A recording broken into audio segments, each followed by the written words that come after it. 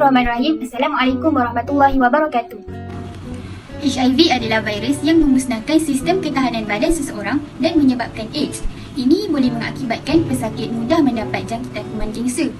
AIDS adalah peringkat terakhir jangkitan HIV di mana sistem daya ketahanan badan melawan penyakit yang telah dilumpuhkan. Kedua-dua HIV dan AIDS telah diiktiraf sebagai masalah kesihatan global yang terus meningkat setiap tahun. HIV atau AIDS mula dilaporkan pertama kali di Malaysia pada tahun 1986 sebanyak 3 kes. Kemudian, angka tersebut terus meningkat sebanyak 6,987 kes pada tahun 2002 sehingga menyebabkan pelbagai program dan inisiatif yang dilakukan oleh pihak kerajaan dan bukan kerajaan iaitu NGO untuk menangani penularannya. Menurut kajian data yang diperoleh oleh Kementerian Kesihatan Malaysia iaitu KKM menunjukkan bahawa sebanyak 90% pengidap HIV atau AIDS di negara ini terdiri daripada golongan lelaki. Statistik yang dikeluarkan oleh KKM sehingga tahun 2021 menunjukkan sebanyak 77% golongan muda dari lingkungan umur 20 tahun hingga 39 tahun di negara ini positif HIV. Selain itu, sejak 2015 lagi, sebanyak 68% jangkitan HIV adalah menerusi hubungan homoseksual dan bisexual. Saya akan menerangkan mengenai simptom penyakit HIV dan AIDS. Pada peringkat awal, jangkitan HIV terhadap pesakit mungkin tidak dapat memanifestasikan simptom atau sebarang gejala. Akan tetapi, pesakit masih berliputan terhadap simptom penyakit HIV seperti demam, batuk, sakit otot, sakit tegak, sakit kepala, keletihan, syarat period, sakit sendi dan sebagainya. Jika terdapat simptom-simptom berikut, pesakit perlu berjumpa dengan doktor bagi pemeriksaan selanjutnya. Baiklah, seterusnya kita pergi kepada faktor berlakunya HIV dan AIDS. Faktor yang pertama ialah melalui hubungan seks dengan orang yang menghidapi HIV tanpa memakai sebarang perlindungan, contohnya seperti kondom. Hal ini semakin berleluasa terutamanya dalam golongan orang muda yang melakukan seks tanpa ada ikatan yang sah. Oleh itu, kita sebagai golongan muda hendaklah menghindari perbuatan tersebut supaya jumlah pesakit yang menghidap HIV semakin berkurang.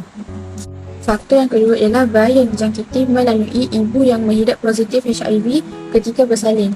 Hal ini berkait rapat dengan faktor yang pertama kerana apabila wanita tersebut menghidap HIV, kemungkinan besar HIV tersebut akan turun kepada anaknya. Faktor yang ketiga ialah penagih dadah yang berfungsi jarum dan alat suntikan. Apabila terdapat dua orang yang menggunakan alat suntikan yang sama dan jika pengguna pertama itu menghidap HIV, maka pengguna kedua mudah untuk mendapat virus tersebut. Faktor yang terakhir ialah pemilihan darah ataupun organ yang dijangkiti virus HIV. Perkara ini boleh berlaku jika pihak hospital tidak mengambil cakna dan tidak membuat pemeriksaan dahulu sebelum memberi kepada penerima.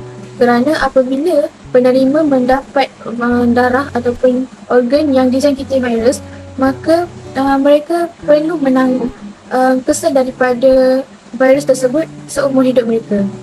Di sini saya akan menerangkan mengenai langkah pencegahan penyakit AIDS dan HIV dalam kalangan individu dan masyarakat. Kalangan individu yang pertama punya, mengamalkan seks yang sihat dan selamat. Kerana amalan seks yang tidak sihat akan memudahkan penularan wabak HIV dan AIDS melalui hubungan kelamin. Yang kedua, bersikap jujur dan terbuka. Kerana bersikap jujur ini dapat memudahkan para pasangan untuk mengetahui penyakit yang dihidapi oleh pasangannya pada peringkat awal lagi. Yang ketiga, hindari alkohol dan ubat-ubatan yang terlarang. Kerana alkohol ini dapat merosakkan sistem dalam tubuh badan kita, terutamanya pada otak. Yang terakhir, makan ubat-ubatan profilaksis. Ubat profilaksis ini tidak akan memberi kesan yang buruk serta kesan jangka masa yang panjang kepada pengguna ini. Langkah pencegahan penyakit HIV dan AIDS dalam kalangan masyarakat pula adalah dengan mengamalkan makanan-makanan yang seimbang dan sihat. Hal ini kerana makan makanan yang sihat dan seimbang ini dapat menambahkan sistem metabolisme dalam badan kita serta dapat menghindarkan diri kita daripada mudah dijangkiti sebarang penyakit. Yang kedua, mengedarkan pamphlet kepada orang ramai tentang penyakit HIV dan AIDS ini. Hal ini kerana ramai dalam kalangan masyarakat kita yang tidak tahu tentang bahayanya penyakit HIV dan AIDS ini. Yang terakhir, mengadakan kempen secara terbuka kepada orang ramai untuk menyedarkan diri mereka mengenai penyakit ini. Seterusnya, antara langkah yang boleh dilakukan oleh pihak kerajaan untuk mencegah penyakitan AIDS dan HIV ialah pihak kerajaan menyediakan ubat antivirus. Hal ini untuk mencegah daripada AIDS dan HIV menular kepada orang lain. Seterusnya, untuk meningkatkan kualiti hidup dan kelangsungan hidup dan untuk meningkatkan imunisasi badan. Pihak kerajaan juga dapat menubuhkan Majlis AIDS Malaysia. Majlis ini bertujuan untuk meningkatkan kesedaran masyarakat akan AIDS, untuk menghapus diskriminasi, stigma dan prejudis terhadap golongan AIDS. Seterusnya, pihak kerajaan juga boleh menganjurkan Hari AIDS Dunia. Hari ini bertujuan untuk menyedarkan masyarakat untuk bersama-sama menghapus ketaksamaan yang mampu menghalang kemajuan dalam mencapai sasaran untuk mengakhiri epidemik AIDS. Kesan HIV dan AIDS dari aspek ekonomi. Yang pertama, imej tamadun akan terjejas kerana tamadun lain tidak akan menjalin hubungan perdagangan dengan tamadun lain. Yang kedua, tamadun lain tidak dapat menjalankan perniagaan dan menyebabkan sumber kewangan untuk membangunkan ekonomi merosot. Dua kesan yang saya sebutkan tadi berkaitan dengan tamadun. Terlebih dahulu, kita perlu fahami apakah maksud tamadun. Tamadun atau peradaban bermaksud hidup bermasyarakat. Oleh itu, jika masyarakat dalam sesebuah negara menghidap penyakit HIV, maka sudah tentu negara luar sukar untuk melakukan hubungan perdagangan dengan negara tersebut. Ketiga, kadar kematian yang lebih tinggi daripada kalangan pesakit HIV yang berkemahiran dan profesional akan mengakibatkan penurunan sektor awam dan swasta kerana terpaksa menggaji kaki tangan asing yang mahal. Seterusnya, kesan HIV dan AIDS dari aspek politik. Yang pertama, dipandang serong oleh masyarakat dan orang luar. Yang kedua, maruah negara akan tercalar. Yang ketiga, kestabilan politik akan terancam. Dan yang keempat, menampakkan kelemahan KKM. Akhir sekali, kesan HIV dan AIDS dari aspek sosial. Yang pertama, dihina oleh masyarakat kerana berpenyakit. Hal ini berpunca daripada stigma masyarakat yang buruk terhadap pesakit-pesakit HIV. Mereka beranggapan bahawa pesakit HIV ini menjijikkan dan tidak boleh didekati. Oleh itu, stigma yang buruk ini terhadap pesakit-pesakit HIV hendaklah dihapuskan. Yang kedua, pesakit HIV sukar untuk mendapatkan pekerjaan.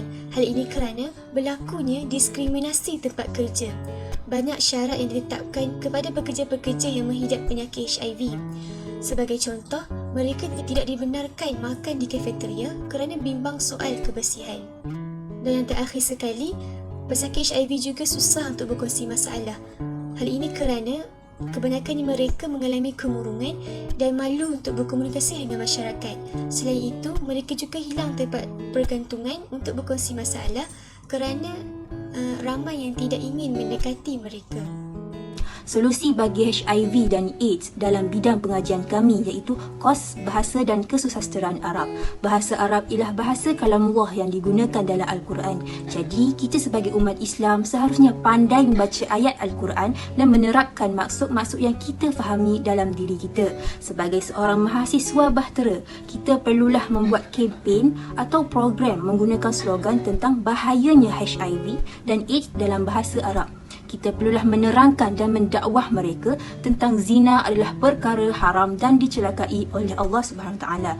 Kita juga haruslah memberi pencerahan dalam bahasa Arab tentang penyakit HIV dan AIDS supaya dapat menarik minat mereka yang ingin belajar bahasa Arab dan ingin memahami bahasa kalamullah ini supaya mereka tidak terjerumus dalam perkara maksiat dan menjauhinya.